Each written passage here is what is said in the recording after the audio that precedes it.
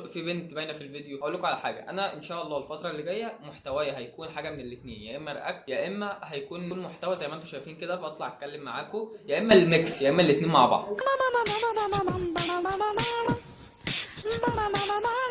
فانا ده يوزر الانستا بتاعي، يوزر الانستا، او هتلاقوا اليوزر تحت في الديسكربشن، الانستا والفيس والتيك توك. فروحوا اعملوا لي فولو على الانستا واعملوا لي فولو على التيك توك واعملوا لي فولو على الفيسبوك، ويا ريت تبعتوا لي ريتزات على الانستا عشان خاطر لما اجي اعمل فيديو رياكت الاقي فيديوهات ان انا اعمل عليها رياكت. بس عايز فيديوهات، الفيديوهات اللي انا اعمل عليها رياكت كلها شروط. الشرط الاول ما يكونش فيها موسيقى، لا، او لو كان فيها موسيقى انا ممكن اعمل لها، ما يكون الفيديو مش معتمد على الموسيقى. هو الفيديو لو سمعته من غير موسيقى انا هكون فاهم الفيديو بيقول ايه، عشان كده اقوم قاطع الموسيقى منه ومنزله وعامل عليه رياكت عادي. الشرط الثاني الفيديو ما يكونش فيه بنات، عشان انا مش هفضل كل شويه اعمل بلور على بنت واعمل الكلام ده كله، عشان مش عايز حد يشيل ذنب طبعا. الشرط الثالث انا نسيته.